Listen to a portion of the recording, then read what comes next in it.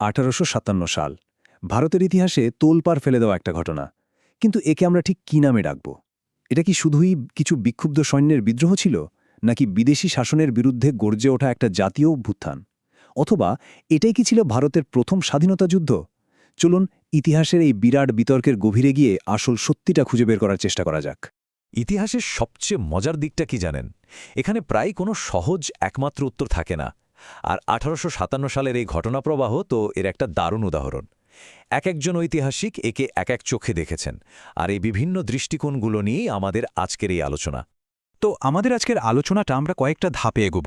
প্রথমে আমরা দেখব কেন একে সিপাহী বিদ্রোহ বলা হয়। তারপর আমরা বোঝার চেষ্টা করব কেনই বা অনেকে একে জাতীয় বিদ্রোহ মনে করেন। এরপর আমরা প্রথম স্বাধীনতা যুদ্ধ, এই দাবিটা কতটা যুক্তিসঙ্গত তা খতিয়ে দেখব। আর সবশেষে একটা আধুনিক দৃষ্টিভঙ্গি থেকে পুরো বিতর্কটার একটা সারসংক্ষেপ টানার চেষ্টা করব। তাহলে চলুন শুরু করা যাক একেবারে প্রথম আর সবচেয়ে পরিচিত ব্যাখ্যাটা দিয়ে। এই ধারণা অনুযায়ী এই ঘটনাটা ছিল মূলত একটা সামরিক বিদ্রোহ, মানে সিপাহীদের বিদ্রোহ। মজার ব্যাপার হলো শুধু যে ব্রিটিশ ঐতিহাসিকরা, যেমন ধরুন স্যার জন লরেন্স, তারাই এটা বলেছেন তা কিন্তু নয়। অক্ষয় কুমার দত্ত, দাদাভাই নরজি বা স্যার সৈয়দ আহমদ খানের মতো সেই সময়ের অনেক প্রভাবশালী ভারতীয় বুদ্ধিজীবীও কিন্তু মনে করতেন যে এই বিদ্রোহটা আসলে সৈনিকদের মধ্যেই সীমাবদ্ধ ছিল। কিন্তু প্রশ্ন হল কেন তারা এমনটা ভাবতেন? এই যে উদ্ধৃতিটা দেখছেন, এটা খুব গুরুত্বপূর্ণ। কিশোরীচাঁদ মিত্রের এই কথাটা সেই সময়ের ধারণাটাকে একদম স্পষ্ট করে দেয়। তাদের মতে সাধারণ মানুষের এতে কোনো যোগ ছিল না, এটা ছিল পুরোপুরি সৈন্যদের নিজেদের ক্ষোভের একটা প্রকাশ। কিন্তু কেন তারা এতখানি নিশ্চিত ছিলেন এই ব্যাপারে? দেখুন, এই মতের সমর্থকরা কিন্তু বেশ কিছু জোরালো যুক্তি সামনে আনেন। তারা বলেন, আচ্ছা ভাবুন তো, কোনো বড় রাজনৈতিক দল কি একে সমর্থন করেছিল? না। দেশের শিক্ষিত সমাজ? তারাও তো এর নিন্দা করেছে। আর ভারতের একটা বিশাল অংশ, দক্ষিণ ভারত, পাঞ্জাব, সিন্ধু, এই সব অঞ্চলে তো এর কোনো আঁচই পড়েনি। তাহলে একে দেশব্যাপী আন্দোলন বলা যায় কি করে? কিন্তু গল্পটা এখানেই শেষ হচ্ছে না। চলুন এবার ছবিটার অন্য দিকটা দেখা যাক, যেখানে এই ঘটনাকে একটা জাতীয় বিদ্রোহ হিসেবে দেখা হচ্ছে। এটা বেশ অবাক করার মতো ব্যাপার যে খোদ ব্রিটিশ পার্লামেন্টেই কিন্তু টোরি দলের নেতা বেঞ্জামিন ডিসরেলি একে জাতীয় বিদ্রোহ বলে উল্লেখ করেন। তার সাথে গলা মেলান কার্ল মার্কস এবং নর্টনের মতো চিন্তাবিদ আর ঐতিহাসিকরা। তাদের মতে এটা নিছক সৈনিকদের বিদ্রোহ ছিল না, এটা ছিল বিদেশি শাসনের বিরুদ্ধে সাধারণ মানুষের এক গণ অভ্যুত্থান। কার্ল মার্কসের এই কথাটা বিতর্কের মোড়টাই ঘুরিয়ে দেয়।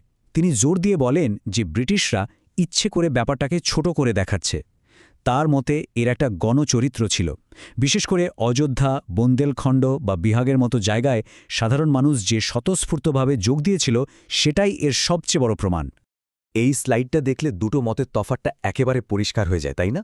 একদিকে বলা হচ্ছে এটা শুধু সৈন্যদের ব্যাপার, অন্যদিকে দেখুন বলা হচ্ছে যে না, সাধারণ মানুষ, জমিদার, এমনকি ঝাঁসির রানী লক্ষ্মীবাই বা নানা সাহেবের মতো শাসকরাও এতে যোগ দিয়েছিলেন।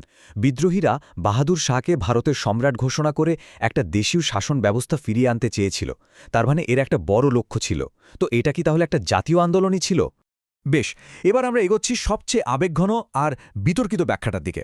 আচ্ছা, এটাকে কি ভারতের প্রথম স্বাধীনতা যুদ্ধ বলা যায়? চলুন এর পেছনে যুক্তি আর এর বিরুদ্ধে যে কড়া সমালোচনাগুলো আছে সেগুলো একটু খতিয়ে রেখি। এই প্রথম স্বাধীনতা যুদ্ধ নামটা জনপ্রিয় করার পেছনে যার প্রধান ভূমিকা ছিল, তিনি হলেন বিনায়ক দামোদর সাভারকর। ২০ শতকের গোড়ার দিকে যখন ভারতের জাতীয়তাবাদী আন্দোলন বেশ জোরদার হচ্ছে, তখন তিনিই প্রথম তার বইতে এই ঘটনাকে স্বাধীনতা যুদ্ধ হিসাবে প্রতিষ্ঠা করার একটা জোরালো চেষ্টা করেন।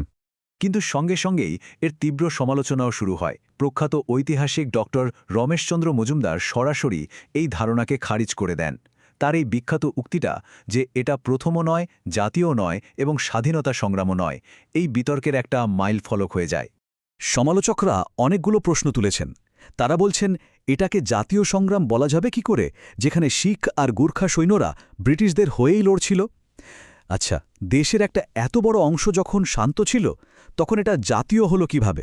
তারা আরও প্রশ্ন তোলেন যে বাহাদুর শাহ বা নানা সাহেবরা কি দেশের জন্য লড়ছিলেন, নাকি নিজেদের হারানো রাজত্ব ফিরে পাওয়ার জন্য?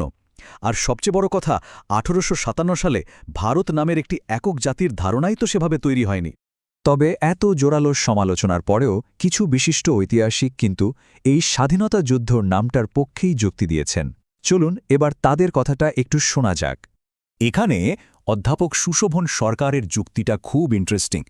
তিনি বলছেন ইতিহাসের কোনো বিদ্রোহেই তো সব শ্রেণীর মানুষ একসাথে যোগ দেয় না, বা সবকিছু একেবারে নিখুঁত পরিকল্পনা মাফিক হয় না। যদি অল্প কিছু মানুষের অংশগ্রহণ না থাকার কারণে কোনো সংগ্রামকে জাতীয় বলা না যায়, তাহলে তো ইতালির কার্বোনারি আন্দোলন বা ফ্রান্সের জোয়ান অফ আর্কের যুদ্ধকেও জাতীয় সংগ্রাম বলা যাবে না। তার মতে 1857 বিদ্রোহের যে ব্যাপকতা ছিল, সেটাই একে জাতীয় মুক্তি সংগ্রামের মর্যাদা দেওয়ার জন্য যথেষ্ট। তাহলে এতগুলো ভিন্ন মত শোনার পর মূল কথাটা কি দাঁড়ালো? আজকের ঐতিহাসিকরা বিষয়টিকে ঠিক কিভাবে দেখেন? চলুন এবার একটা সমন্বিত দৃষ্টিকোণ খোঁজা যাক। ড সুরেন্দ্রনাথ সেনের এই বিশ্লেষণটা আমাদের একটা সুন্দর সমাধানের রাস্তা দেখায়। তিনি বলছেন যে এই বিদ্রোহের কোনো একটাই নির্দিষ্ট চরিত্র ছিল না। এটা শুরু হয়েছিল একভাবে, কিন্তু সময় আর জায়গার সাথে সাথে এর রূপ বদলে গেছে। যা ছিল সৈনিকদের ধর্মীয় ক্ষোভের প্রকাশ, সেটাই কিছু জায়গায় সাধারণ মানুষের অংশগ্রহণে একটা গণ অভ্যুত্থানে পরিণত হয়েছিল। এই স্লাইডটা পুরো আলোচনাটাকে দারুণভাবে এক জায়গায় নিয়ে এসেছে। আমরা পরিষ্কারভাবে 4টি প্রধান দৃষ্টিভঙ্গি দেখতে পাচ্ছি: সিপাহী বিদ্রোহ, জাতীয় বিদ্রোহ, স্বাধীনতার যুদ্ধ, আর সবশেষে ডক্টর মজুমদার বা C.A. বেলির মতো আধুনিক ঐতিহাসিকদের জটিল ও বহুমাত্রিক ব্যাখ্যা। তাদের মতে এটা কোনো একটা আন্দোলন ছিল না, বরং অঞ্চলভেদে এর চরিত্র ছিল এক এক রকম।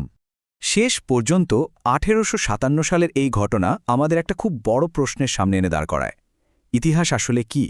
যা ঘটে গেছে তার একটা শুকনো তালিকা, নাকি আমরা প্রত্যেকটা প্রজন্ম নিজেদের সময় আর ভাবনা দিয়ে তাকে নতুন করে বুঝি, নতুন করে ব্যাখ্যা করি? ব্যাপারটা